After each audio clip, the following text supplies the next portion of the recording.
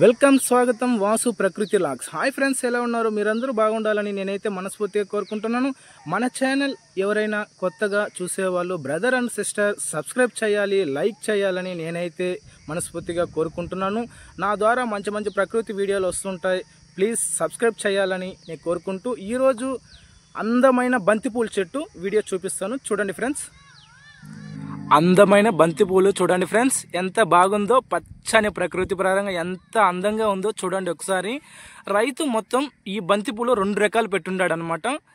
చూడండి, 2 రకాలు. ఇది వచ్చి మొదటి రకం, ఇది వచ్చి రెండో రకం. చూడండి, మొత్తం 5 గుంటలు పెట్టుండారు రైతు. చూపిస్తాను ఒకసారి. చూడండి ఎంత దూరం పెట్టుండారు, ఎంత పచ్చగా చెట్లు. ఈ యొక్క బంతిపూలు అనేది ఎంత అందంగా ఉందో చూడండి ఒకసారి.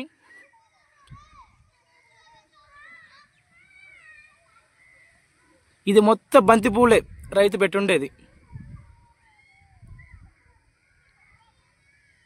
ఇప్పుడు నేను మీకు చూపిస్తాను పూలు, ఒకసారి చూడండి. ఇది ఎప్పటికి కోస్తారో ఏమో నేను చెప్తాను డీటెయిల్గా. చూడండి, ఈ బంతిపూలు నేను చూపిస్తున్నాను కదా, ఈ యొక్క బంతిపూలు అనేది ఇంకొక 2 రోజుల్లో కోస్తారనమాట. అంటే చిన్నదిగా ఉంది, ఈ బంతిపూలు చిన్నదిగా ఉంది.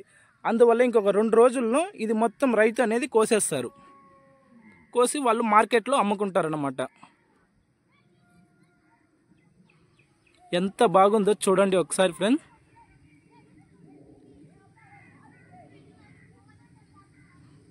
ఇది మొత్తం బంతిపూలే, 5 గుంటలు బంతిపూలే.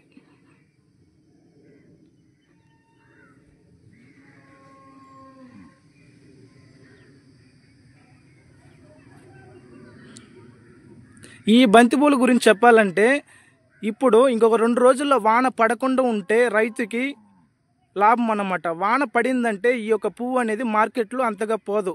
ఎందుకంటే దీని మీద చెమ్మ ఉంటుంది కదా, వాన ఉంటుంది, నీళ్ళు ఉంటుంది. అందువల్ల రైతులు ఏం చేస్తారంటే, ఈ పువ్వు పెట్టినారంటే కోసేటప్పుడు వాన రాకుండా ఉన్నదంటే రైతుకి ఎంతో లాభం అన్నమాట ఈ బంతిపూల ద్వారా.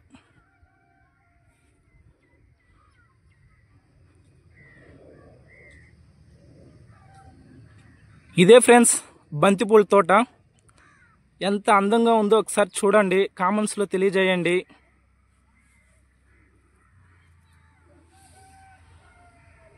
మన ఛానల్ ఎవరైనా కొత్తగా బ్రదర్ అండ్ సిస్టర్స్ నేను కోరుకునేది సబ్స్క్రైబ్ చేయాలని, లైక్ చేయాలని నేనైతే మనస్ఫూర్తిగా కోరుకుంటున్నాను.